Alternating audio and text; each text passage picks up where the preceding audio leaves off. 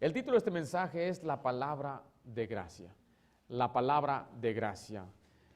El creyente debe conocer la palabra de Dios, debe leerla, debe vivirla, practicarla y también proclamarla. Qué tan importante es que la palabra de Dios viva y more en nosotros. El apóstol Pablo dijo que la palabra de Cristo debe abundar en los creyentes. Note lo que dice Hechos 20:32, por favor. Dice, ahora hermanos, os encomiendo a Dios y a la palabra de, ¿qué dice ahí? De su gracia. En verdad es que la gracia de Dios es un tema muy importante que hemos abarcado estas últimas semanas. Somos salvos por gracia, debemos crecer en la gracia, debemos atender o asistir al trono de la gracia, debemos por gracia vivir, por gracia dar, por gracia perdonar. La gracia es muy importante. Ahora queremos enfocarnos en el poder de la Biblia, que también es la palabra de la gracia. Dios nos fortalece, nos da bendiciones por su palabra. O sea que vamos a ver algunas verdades importantes sobre la verdad. Ahora voy a ser sincero, la escuela dominical fue inspirada un poco por este estudio. Yo quería predicar este pasaje, pero no quería yo enfocarme mucho en el aspecto de los falsos maestros, ya lo cubrí en la escuela dominical. Pero escriba en primer lugar ahí la fuente de la verdad, o los que están tomando notas, la fuente de la verdad. La palabra de gracia es la fuente de toda la verdad. Es la fuente de toda la verdad. Hechos 20:32 dice, y ahora hermanos, os encomiendo, ¿a qué dice ahí? ¿Lean conmigo, hermanos? ¿Os encomiendo a qué? A Dios y a la palabra no de su gracia, es la palabra de Dios. El creyente debe estar bien arraigado en la verdad, debe tener su vida arraigada y fundamentada en lo que dice la Biblia, debe conocer la voluntad de Dios, debe saber qué es la palabra de Dios, y el creyente tiene la responsabilidad de saberla, conocerla y practicarla. Acompáñeme a Juan, sin perder su lugar ahí, Juan 18. Aquí hay un hombre llamado Pilato, un incrédulo, y este hombre se acerca a Jesús cuando a punto de ser crucificado, y Jesucristo les declara su razón, su propósito de estar ahí. Ahí dice Juan 18:37, de esta manera, le dijo entonces Pilato, luego, ¿eres tú rey? Respondió Jesús, tú dices que yo soy rey. Yo para esto he nacido y para esto he venido al mundo, para dar testimonio de ¿qué cosa? De la verdad. Todo aquel que es de la verdad, oye mi voz. Versículo 38 dice, y le dijo Pilato, ¿qué es la verdad? O sea, le hizo una pregunta, ¿qué es la verdad? Y cuando hubo dicho esto, salió otra vez a los judíos y les dijo, yo no hallo en él ningún delito. Jesús le dice que él vino a dar testimonio de la verdad. Y él le dice, ¿y qué es la verdad? Y es una pregunta que muchos se hacen el día de hoy. Y en las escuelas les enseñan a los jóvenes a cuestionar la realidad y que cada quien puede tener su propia verdad. Mire, dicen, ¿cuál es tu verdad? Bueno, mi verdad. En estos tiempos dicen algunos, y es muy terrible, es muy triste, dicen, bueno, mi verdad es que aunque yo nací en un cuerpo biológicamente de un hombre, yo soy una mujer por dentro. Dice, esa es mi verdad, pero esa no es la realidad. La verdad es la realidad como Dios la ve, como está verdaderamente aquí en la Biblia, y es lógico. La lógica muchas veces podemos saber qué es la verdad. Pero muchos están cuestionando qué es la verdad. ¿Qué es una mujer? ¿Qué es un hombre? ¿Qué es un matrimonio? ¿Es amor? O sea, ¿puedo yo amar a quien yo quiera? Simplemente con que ame, ¿puedo casarme con esa persona? Con que el amor es amor. Pero mire, la verdad viene de la Biblia. Es una verdad absoluta. Lo que Dios dice, sea Dios veraz y todo hombre mentiroso.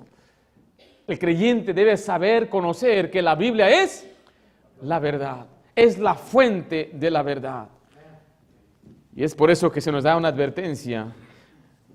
Quiero que vaya ahí a Hechos 20:29, vemos la advertencia. Es más, Pablo da una predicción de lo que va a suceder. Van a venir por fuera o de afuera gente enseñando cosas diferentes a los que están adentro. Dice Hechos 20:29, porque yo sé que después de mi partida entrarán en medio de vosotros lobos rapaces que no perdonarán al rebaño. Pero después Pablo advierte que desde adentro también va a haber problemas o gente distorsionando la verdad. Mira el versículo 30. Y de vosotros mismos se levantarán hombres que hablen cosas perversas para arrastrar tras sí a los discípulos. Y Pablo les deja saber su preocupación en el versículo 31 de esta manera. Por tanto, velad. Aquí le habla a los pastores. Acordándoos que por 3 años, de noche y de día, no he cesado de amonestar con lágrimas a cada uno. Una advertencia de que van a venir falsos maestros, van a venir filosofías, van a venir gente enseñando cosas distintas, diferentes a nuestros hijos. Tengan mucho cuidado, mi querido padre, sabiendo que su hijo muchas veces está en manos de gente impía y pagana que no le va a enseñar la Biblia. Hay muchachos dentro y señoritas de nuestra iglesia que tienen maestros, hombres que se visten de mujer ya. Tienen maestros que son sodomitas. Tienen maestros que le están enseñando cosas que no están correctas, contrarias a la Biblia. Oh, que le hables de Dios, eso es una aberración para ellos. Mis maestras, estoy hablando, yo fui a la escuela desde el año 88 y me gradué en el año 2022. Desde el preschool hasta que me gradué, 20 años fui a la escuela en este país.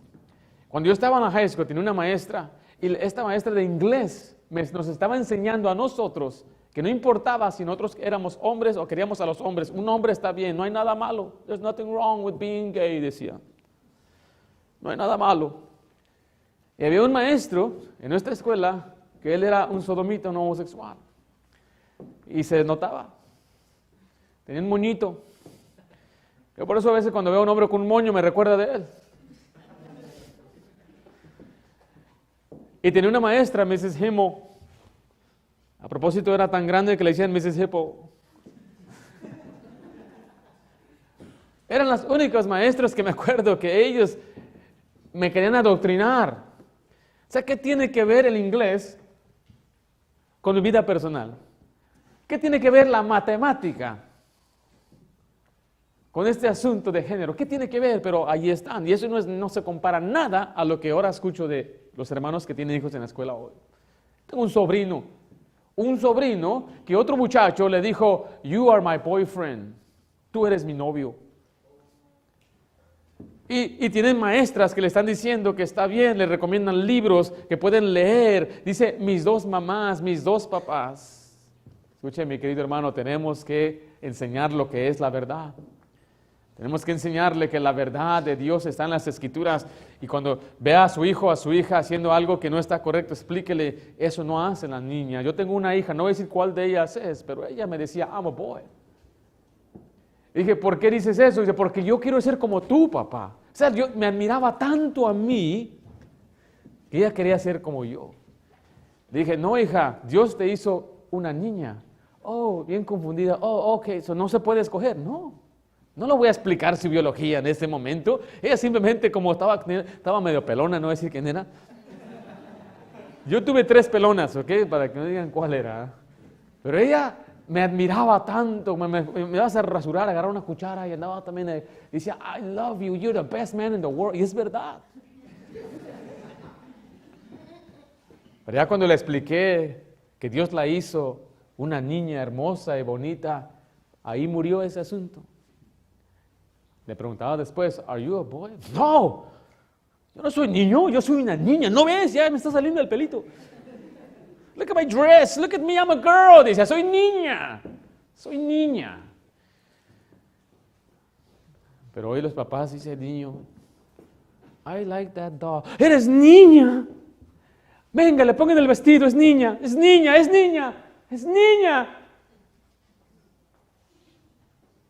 This is happening, eso está pasando. Y lo ponen en TikTok, publicar todo el mundo. La gente está confundida. Esta es la verdad. No hay 200 géneros. Soy fluido. ¿Sabe qué es un fluido? Que hoy, el lunes soy hombre, el martes no sé qué soy, el miércoles soy un gato. Es absurdo, tan absurdo que hasta se ríen ustedes, es estúpido, es absurdo, claro que lo es, porque no es la verdad. No es lo que dice la Biblia. Dios, mira, por miles y miles de años solamente había hombre y mujer. Este asunto ya es nuevo, es una novedad. Y hay muchos muchachos que están haciéndose cirugías. Y ya vienen ahora, la gente, los muchachos ahora se están lamentando. Están ellos ahora reconociendo que era un error Y ahora están demandando a los médicos, que Estados Unidos puede demandar a quien sea.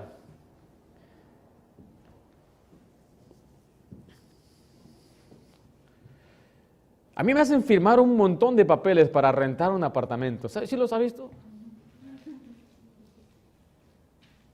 Corren mi crédito, el mío, el de mi esposa, toman mi identificación. Pero a un niño de 14 años no le preguntan nada si él quiere cambiar su género. Es absurdo. ¿Puede consentir el muchacho de 13 años? Yo quería ser policía, quería ser astronauta, quería ser muchas cosas. Quería ser un super saiyajin. Así piensa un niño. No sabe lo que quiere. Tenemos que enseñarles lo que es la verdad. Ore por sus hijos. Enséñenles la verdad. Muéstrenles las Escrituras. Y es por eso que Pablo dice, yo quiero encomendarlos a Dios y a su palabra. La encomendación, dice Hechos 20:32, y ahora hermanos, os encomiendo, ¿a quién dice ahí? A Dios y a qué? Y a la palabra. Esa palabra encomendar significa poner algo o alguien al cuidado de una persona. En este caso, observamos que no los encomendó a otros líderes humanos, ni a supuestos sucesores apostólicos, sino que los encomendó a Dios y a la Biblia. ¿Por qué? Porque la Biblia es la palabra de Dios. Es una recopilación de 66 libros dividido entre secciones mayores y menores, conocidas también como el Antiguo y el Nuevo Testamento. La palabra Biblia quiere decir libro. Si usted dice, ¿qué significa la palabra Biblia? Ya sabe hoy, significa libro. Y si es la Santa Biblia, significa el libro que le pertenece a Dios. Santo significa apartado para Dios. La Biblia es el libro que Dios ha hecho. Es el libro, los santos profetas escribieron las santas palabras, por eso se llama la Santa Biblia. Algunos otros nombres en la Biblia, según Romanos 10:17, es la palabra de Dios. En Romanos 1:2 le llama las Santas Escrituras. Y en 2 Timoteo 3:15 le llama las Sagradas Escrituras. Vaya conmigo a 2 Timoteo 3:16, por favor. Hay una batalla aún hoy por la Biblia, por la suficiencia de la Biblia. Antes se defendía sobre la inspiración de la Biblia, pero ahora necesitamos defender la suficiencia. Significa que es suficiente. No necesitamos nada más que la Biblia. No necesitamos la opinión de un hombre, una revista, una atalaya, un libro, un comentario, un credo. Necesitamos solamente la Biblia. Es suficiente para salvar, suficiente para edificar, suficiente para aconsejar y suficiente para bendecir.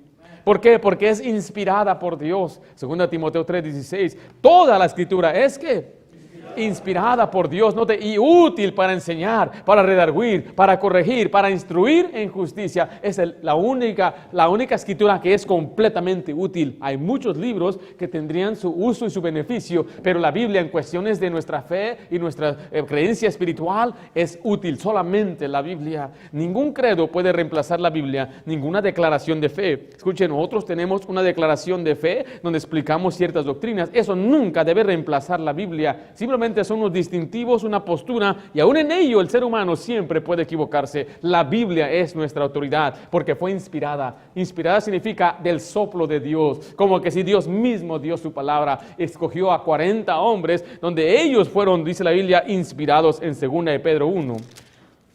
2 de Pedro 1:21. La Biblia es un libro supernatural por la manera en que Dios se la dio a la humanidad. Si alguien viene y le dice, ese libro fue escrito por hombres, ¿qué va a decir usted? Tiene razón, 40 hombres. Pero esos hombres no eran cualquier hombre, eran hombres inspirados o movidos por Dios. Según de Pedro 1:21 dice así la Biblia, porque nunca la profecía fue traída por voluntad humana, sino que los santos hombres de Dios hablaron siendo, ¿qué dice ahí? Inspirados por el Espíritu Santo. Este versículo enseña 3 puntos muy importantes sobre la manera en que hemos recibido la Biblia. En primer lugar, note que no fue obra de hombre. Significa que, dice la Biblia, no fue traída por voluntad humana. No es obra de hombre, no fue la idea de hombre, no la inició el hombre. La Biblia no es muy favorable en cuanto al hombre.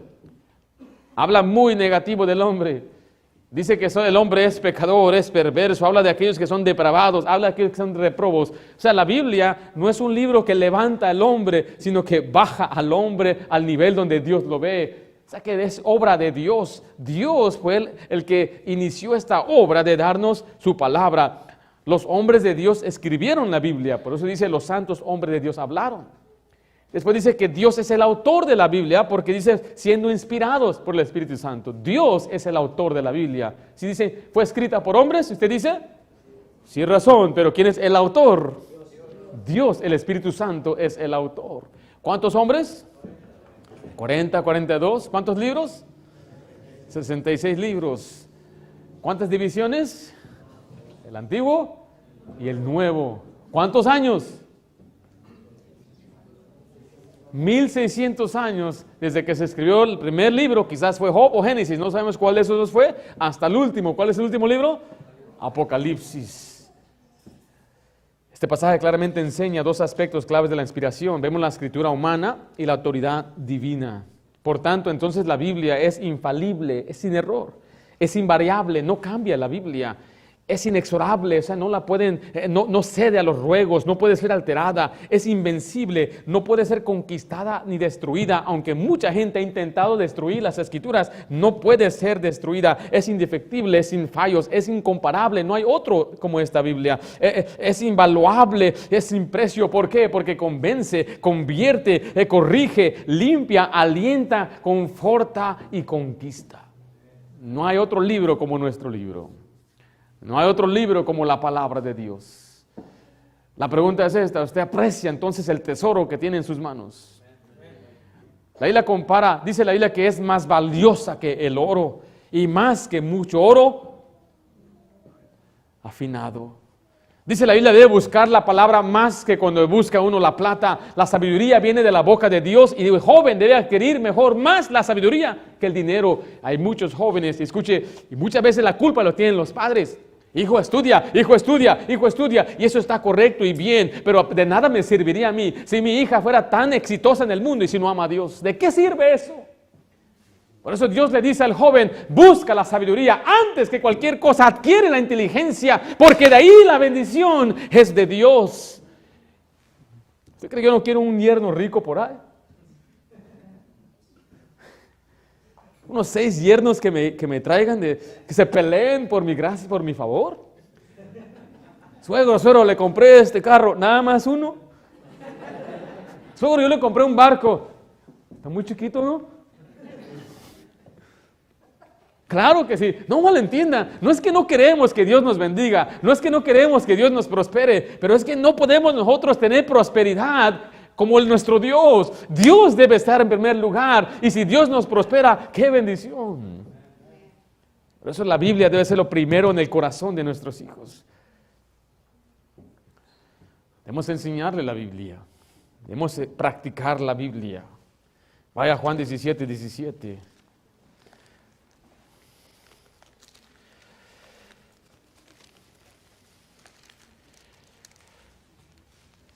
Hace 6 años, antes de iniciar esta iglesia, varios pastores, iglesias me invitaron nos apoyaron. Tuvimos 2 iglesias que nos apoyaron al inicio.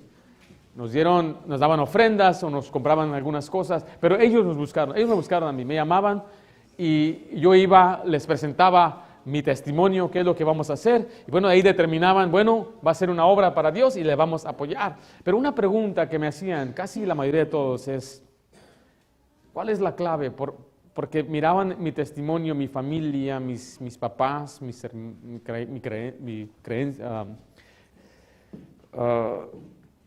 crianza. Y me decían, ¿cuál es la clave? ¿Por qué es que muchos hijos de pastores no están en los caminos de Dios? ¿Por qué es que muchos hijos de cristianos ya no quieren nada con Dios? ¿Por qué tú creciste en la iglesia? Sí. Que tenía 7 años, soy parte de una iglesia bautista, crecí en la iglesia, canté en el coro de niños, canté en el coro de jóvenes, fui parte del ministerio de jóvenes, estudié, conocí a mi esposa en la iglesia, nos casamos en la iglesia, y pues la pregunta es, ¿qué hicieron? ¿O qué pasó contigo? ¿Por qué tú sí y otros no? Me puse a meditar y a pensar. Dije, la realidad, yo creo que es ver un cristianismo genuino en mi casa. Fue lo que más me ayudó. Yo no tengo padres perfectos, lejos de la perfección estaban mis padres. Pero sí pude ver una pareja genuina que en verdad amaban a Dios. Yo sabía de hermanos que no querían a mi papá. Yo los oía hablar mal de él. Y él sabía. Y después le pedían ayuda y siempre les ayudaba. Yo le decía, ¿por qué les ayudas sabiendo cómo son contigo? Eso a mí no me interesa. Ellos tienen necesidad y Dios nos ha bendecido, les voy a ayudar. Nunca negaba un raite, hermano, me da un raite. Nunca. Y para ello nos tenía que levantar más temprano a nosotros. ¿Sí me estoy explicando? Porque nunca llegábamos tarde.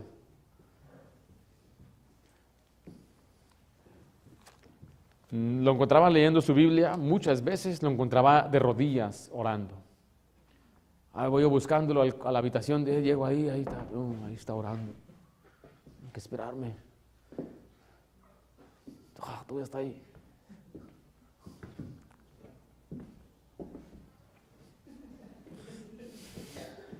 Muchas veces me tocó hacer eso.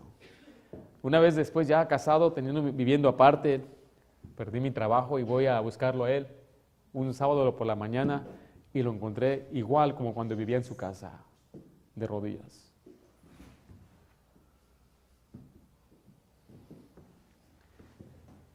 No solamente debemos darle la Biblia a nuestros hijos, pero hay que darle una vida de ejemplo de Biblia. Amémonos de corazón, no solo de palabras. Soy cristiano, pero nuestros hijos dicen, ¿y qué? ¿Dónde está la práctica? ¿Dónde está lo que se enseña? En Juan 17:17 dice, santifícalos en tu verdad, tu palabra es verdad. La palabra nos santifica, pero nuestros hijos necesitan una Biblia en vida. Es la Biblia que es como que el Evangelio está escrita en nosotros, somos las epístolas que la gente ve y lee. Muchos hablan del evangelismo de personas, así de testimonio. Ese funciona en tu casa, hermano.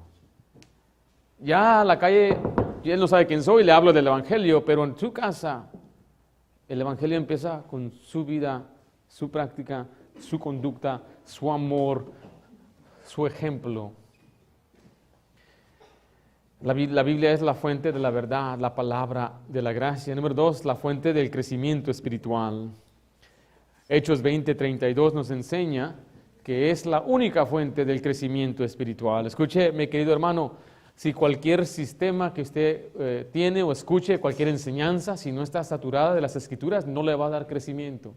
El crecimiento viene solamente por las santas Escrituras. Dice Hechos 20:32, dice, ahora hermanos, os encomiendo a Dios y a la palabra de su gracia, que tiene poder, ¿para qué dice ahí?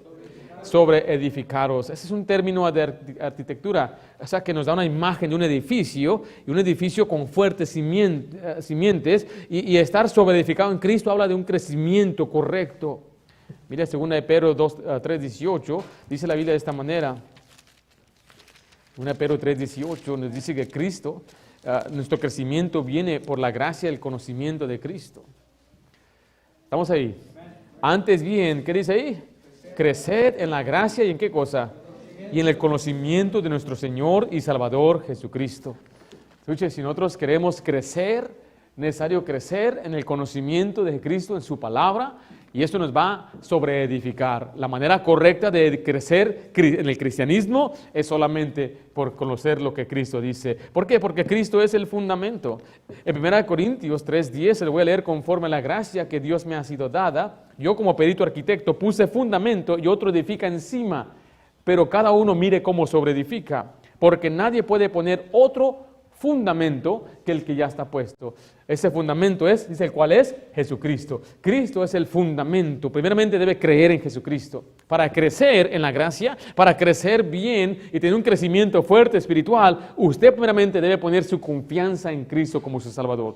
Puede que haya personas que escuchen las palabras y les explico, les predico, les predicamos y escuchan, de nada le va a beneficiar si no ha creído en Cristo. No puede edificar hasta que Cristo sea su fundamento. Cuando Cristo ya sea su fundamento, entonces puede ser edificado por su palabra. En Hechos 20:32 dice que tiene poder para sobreedificaros. Vaya a Efesios 2, por favor, Efesios 2.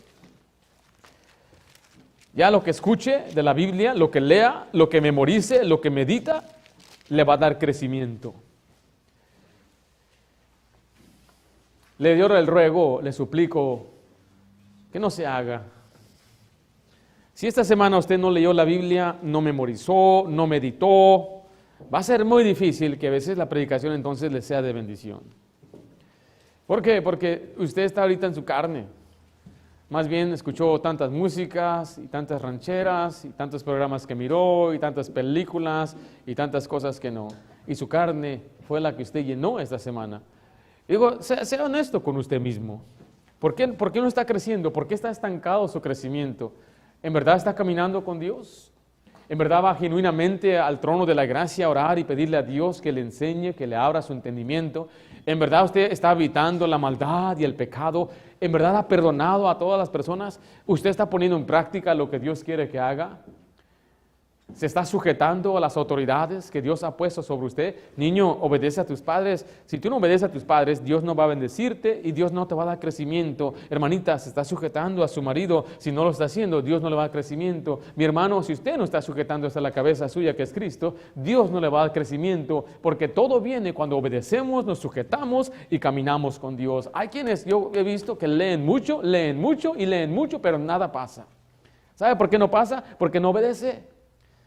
No hace lo principal. Eso es algo muy sencillo, es muy práctico. Si usted no se sujeta a Dios, no importa que sea un museo, su cabeza de todo el conocimiento, sabe dónde colocar esto y aquello. Dios quiere que usted no solamente conozca la Biblia, sino quiere que usted la ponga en obra. No solamente ser oidores, sino hacedores, porque nos engañamos a nosotros mismos. Ahora, poniendo esto a un lado, el crecimiento viene por las palabras. Efesios 2:20 dice así: ¿edificado sobre qué cosa? Por el fundamento de los apóstoles y profetas. Ahora, antes de seguir, déjale explico qué es esto. La Biblia fue escrita por apóstoles y profetas. Entonces, todo lo que habla aquí se refiere a la Biblia, el fundamento que ellos pusieron. Dice después ahí, siendo la principal piedra del ángulo Jesucristo mismo, en quien todo el edificio, bien coordinado, va creciendo para hacer un templo santo en el Señor, en quien vosotros también, si sois juntamente edificados para morada de Dios en el Espíritu. El fundamento de los apóstoles los podemos ver en 1 Tesalonicenses 2:13. Vaya, por favor, vamos a ver unos varios versículos en cuanto a estas palabras que nos dieron los apóstoles. Hoy tenemos el fundamento completo de la Biblia. Los profetas y los apóstoles nos dieron los 66 libros. Ya no tenemos necesidad de esperar otra revelación. No estamos tampoco analizando un libro en un canon para ver si cumple con ciertos requerimientos para hacer la Biblia. 66 libros han sido determinados como suficientes para hacer las Escrituras. Usted ha escuchado el libro de Tomás, el libro de Aser, o el otro libro de Bernabé. Hay muchas cartas y libros que andaban circulando por ahí, pero los mismos cristianos de la primera iglesia primitiva habían ellos determinado cuál era la Biblia, y después hubo un canon donde determinaron unos 100 años después del apóstol Juan cuáles eran los 66 libros como la palabra de Dios. Pero mire 1 Tesalonicenses 2:13, por lo cual también nosotros sin cesar damos gracias de que cuando recibiste la palabra de Dios que oíste de nosotros. Está diciendo, cuando yo te hablé, tú oíste palabra de Dios, la recibiste no como palabra de hombre, sino según es en verdad, ¿qué cosa? La palabra de Dios, mire, la cual actúa en vosotros los creyentes. Ellos revelaron la palabra de Dios. En 2 de Pedro 1 ya lo leímos, que era por hombres santos de Dios que nos dieron la Biblia, pero vaya a 2 de Timoteo 3:2. A 2 de Pedro 3:2, por favor. 2 de Pedro 3:2. Dios usó a los profetas y a los apóstoles para darnos palabra de Dios y sus mandamientos. Dice ahí, para que tengáis memoria de las palabras que antes han sido dichas, ¿por quién dice ahí? Por los santos profetas, mire, y del mandamiento del Señor y Salvador dado por vuestros apóstoles. Entonces vemos que aquí es donde Dios nos da ese fundamento para edificarnos, la Biblia. Leerla, estudiarla, meditar en ella, memorizarla. sí memorizó su Biblia esta semana pasada. Me acuerdo retándoles el domingo en la noche la importancia de memorizar las Escrituras. Yo creo que cada persona aquí podría memorizarse un verso al día. Yo no creo que es muy difícil. Si usted como su servidor trabaja en computadora, no puede memorizar mientras trabaja.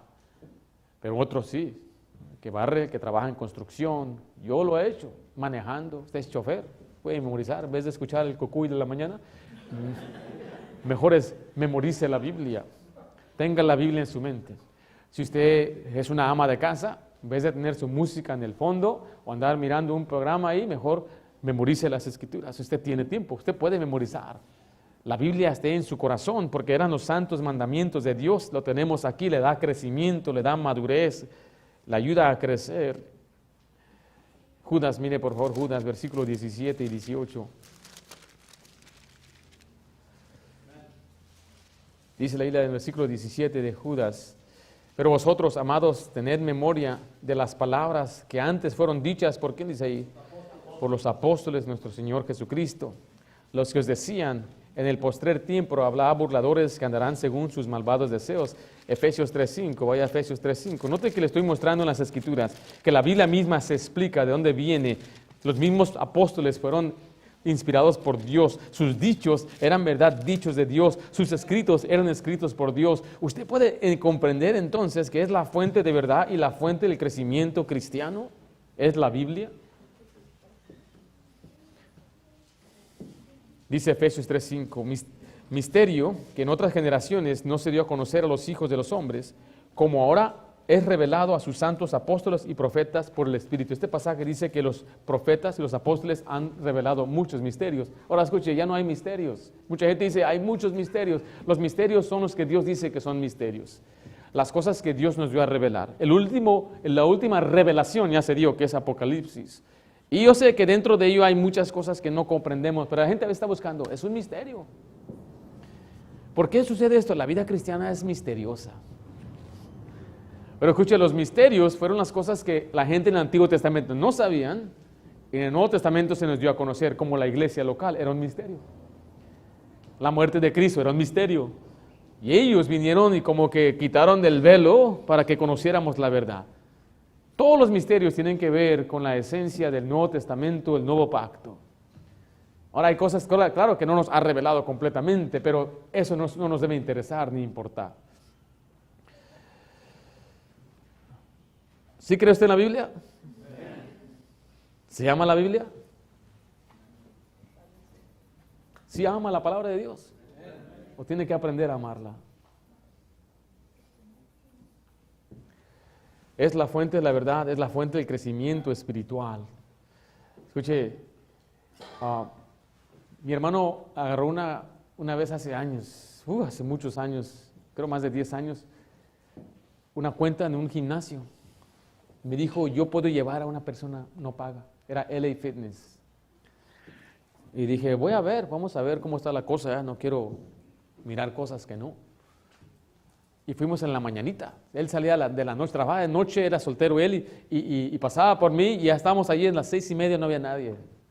Nada más había un fortachón grandote, uno grande.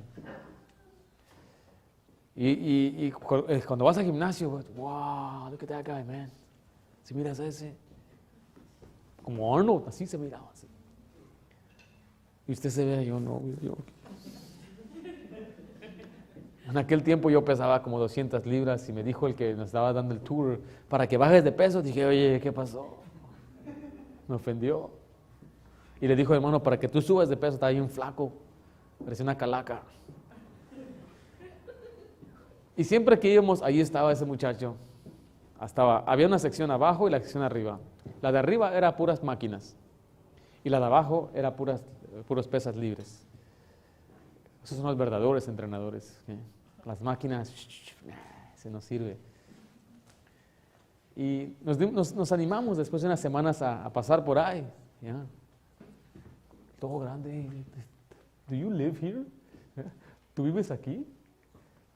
Aquel grandote, ¿tú haces pesas o te comes las pesas? ¿Cómo? sea, ¿cómo lo hiciste? Yo he llegado aquí por 6 meses y no pasa nada. Y él le empezó a decir, la clave es la nutrición. Hablaba español. La clave era nutrición. ¿Cómo? ¿Qué es la nutrición? Yo como bien, mi esposa me hace mis licuados. Después me di cuenta que los licuados que mi esposa me hacía tienen mucho azúcar. Según era para bajar de peso, y es como tomar 4 sodas ahí. Pero es que no sabíamos, nos hacía falta conocimiento de la nutrición. Y eso me abrió los ojos, lo que dijo, la clave para todo en lo que es el ejercicio de la salud es la nutrición, y es lo que la gente no quiere. Piensa que va al gimnasio, andan haciendo sus sit-ups, no pasa nada, no todo el lavadero, porque la clave está en la nutrición. Y bueno, mire, ya el Señor nos enseñó. Y escuche, la vida cristiana es todo en la nutrición también. Cómo usted se nutre. Y después viene la práctica, el ejercicio. Ejercítate en la piedad, dice la Biblia. Pon en práctica lo que estás aprendiendo. Porque recuerde, la fuente del crecimiento es la palabra de Dios. Pero regresa a Hechos 20:32. Quiero mostrarle una cosa más ahí. Es la fuente de garantía. Es la fuente de nuestra garantía.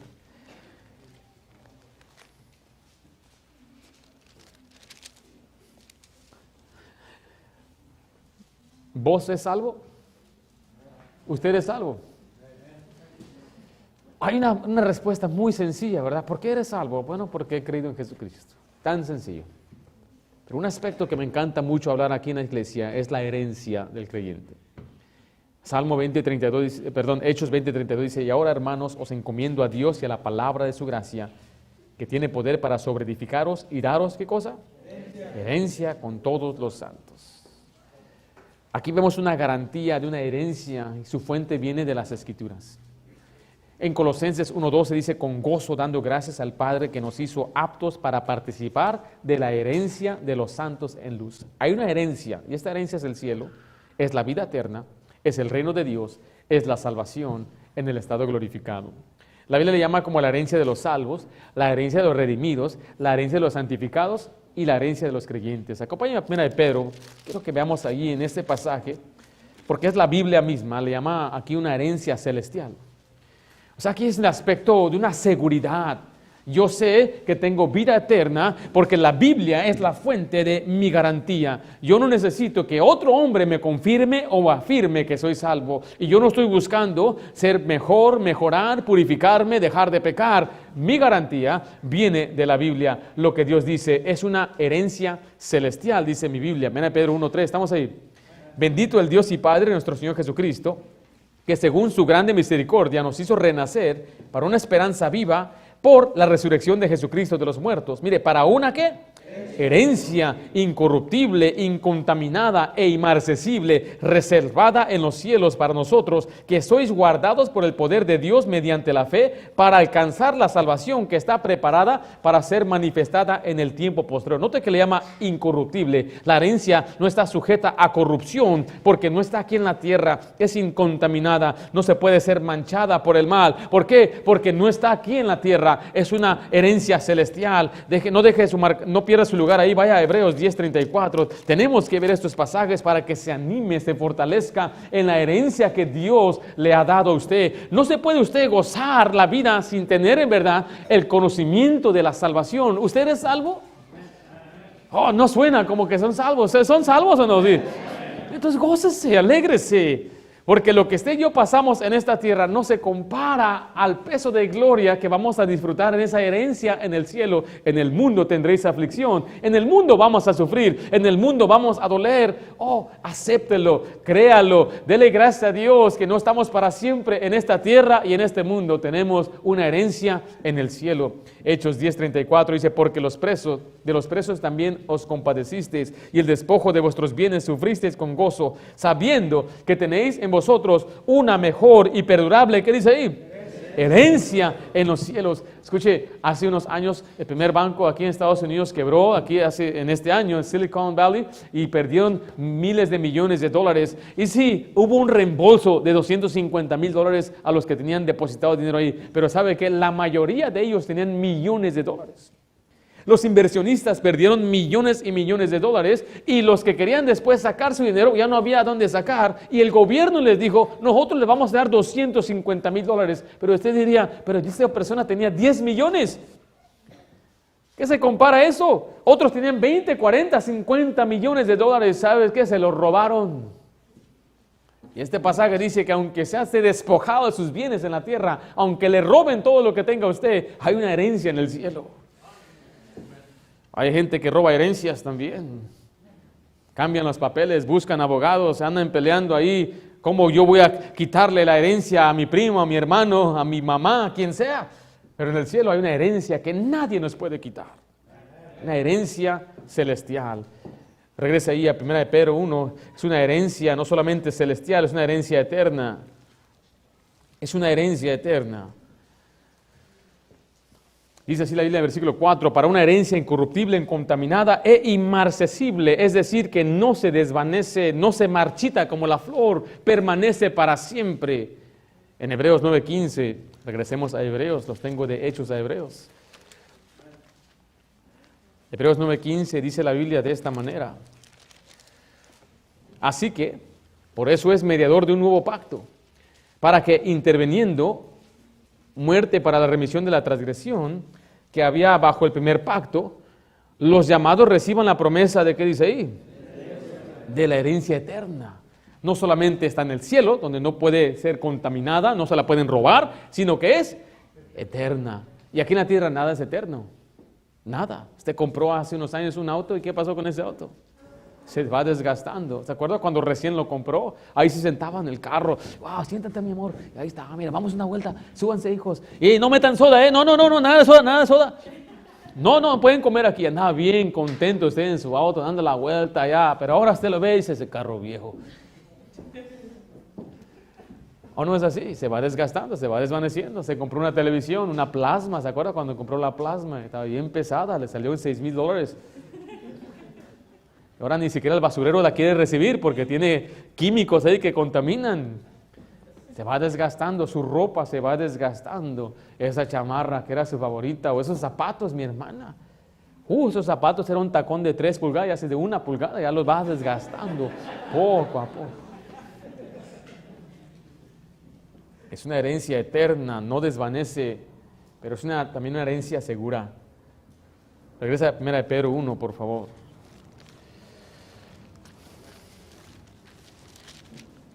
Ay, qué bendición estos versículos para nuestras vidas. Dice el versículo 4, para una herencia incorruptible, incontaminada e inmarcesible, ¿qué es la siguiente palabra ahí? Reservada en los cielos para vosotros. La palabra reservar o reservada significa guardar una cosa para un momento posterior. Y Dios dice que Él tiene una herencia reservada para nosotros. ¿Usted ha hecho una reservación?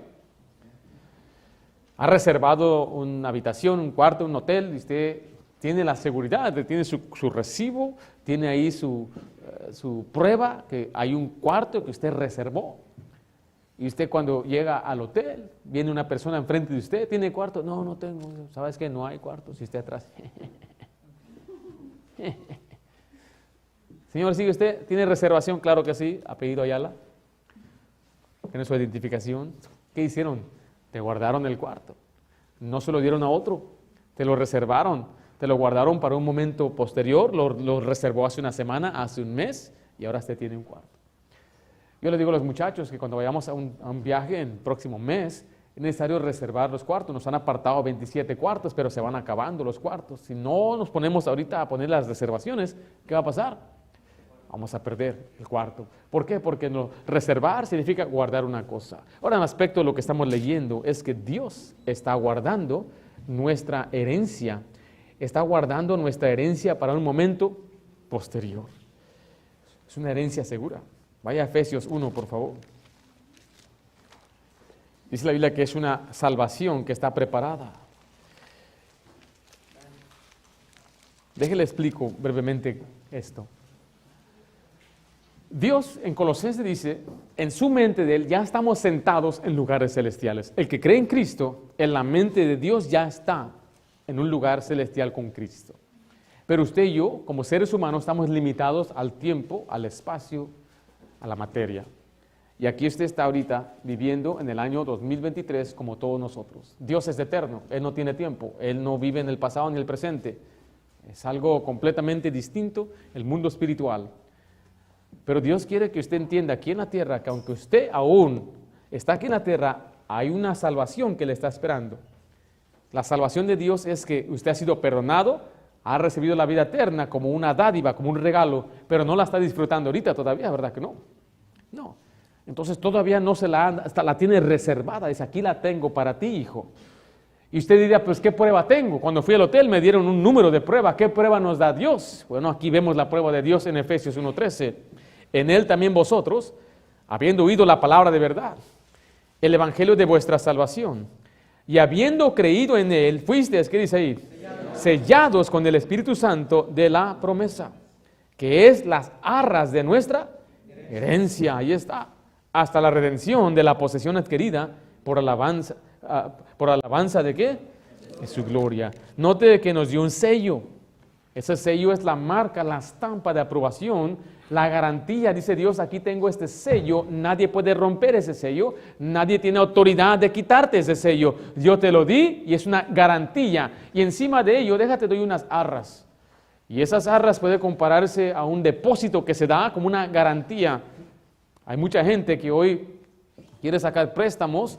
Bueno, le dicen, para que te dé este préstamo de esta casa o algo, necesito algo en que yo puedo recaer por si no haces tus pagos. Entonces necesitan una garantía, un depósito, y a veces la gente entonces tiene que dar cierta cantidad, cierto porcentaje para poder conseguir esa casa. ¿Sí me estoy explicando? Entonces Dios dice, quiero que usted sepa que yo le amo a usted, yo te amo a ti. Yo morí por ti y tú creíste en mí, yo te recibí y yo te voy a dar una herencia como un hijo que eres. Y esta herencia, Dios nos dice que es una herencia en el cielo, es una herencia eterna, pero es una herencia segura. ¿Qué prueba me das, mi Dios? Te doy al Espíritu Santo. El Espíritu Santo viene a morar en ti y esa es la prueba, son las arras de que tienes una herencia en el cielo. La firma es la sangre del pacto, el sello es el Espíritu Santo y la entrega es todavía futura. ¿Cómo sé todo esto, mi hermano? ¿Cómo sabemos todo esto? Porque la Biblia es la fuente de nuestra garantía. Todo lo que creemos de la salvación viene de la Biblia, no viene de la lógica, no viene de cómo puede ser si yo hago esto, si hago aquello. No se trata de eso, se trata de lo que Dios me ha dicho a mí. La Biblia es la fuente de, ¿qué dijimos? La fuente de la verdad, la fuente del crecimiento espiritual, pero también la fuente de nuestra garantía.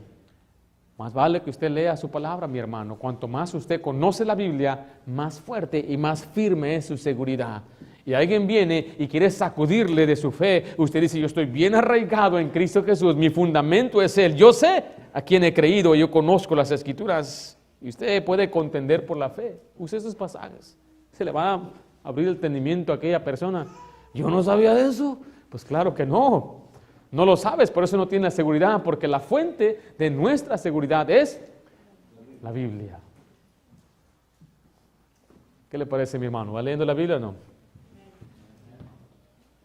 ¿La va a terminar este año de pasta a pasta? ¿Cuántas veces se le tiene que regañar, hermano? Y decir, ya lea su Biblia, ¿no? Motivar. Póngala en obra. Dice, pastor, yo ya la leo. Ok. ¿Ya la memoriza? No. ¿Qué le falta entonces? Memorizarla. Ya, pastor, ya la leo, ya la memorizo. ¿Qué me falta? Obedecerla. Confiar en Dios, hacer lo que Dios dice. Y Dios te va a dar crecimiento espiritual. Vamos a orar. Padre Santo, te damos gracias por tu palabra. Gracias, Señor, porque eres bueno. Gracias, Señor, por las advertencias que nos das. Gracias, Señor, porque reconocemos que si queremos crecer espiritualmente, queremos crecer en la gracia, si es que queremos fortalecernos en el Espíritu para poder nosotros vencer la carne, para no andar conforme a los deseos de nuestra carne, es necesario alimentarnos de tu palabra. Es nuestro pan de cada día. Es la leche, Señor, que debemos anhelar y desear ardientemente. Señor, es la verdad, que seamos dirigidos por tu palabra, no por la cultura, no por la política, no por la sociedad. Guarda a nuestros hijos de creer una mentira, de desviarse, de alejarse de tus caminos. Ayúdanos a nosotros a ser ejemplo para ellos, para que mis hijas, Señor, crezcan amando tu verdad. Reconocemos que es importante ver a un papá y una mamá que también amen tu palabra. Padre Santo, ayúdanos también a fortalecernos en lo que es la salvación, sabiendo que tu palabra nos deja sin duda una seguridad. Gracias porque somos salvos. Cuánto gozo debería haber en nuestros corazones. No estamos desahuciados, no estamos desamparados, no tenemos ninguna duda, ninguna preocupación. En verdad sabemos que vamos al cielo. Danos gozo, Señor, de esa salvación. Danos la alegría constantemente de saber que este mundo es pasajero, pero la vida eterna es para siempre. Y aún ya estamos sentados en lugares celestiales con Cristo. Gracias, Padre, te lo pido en nombre de Cristo Jesús. Amén.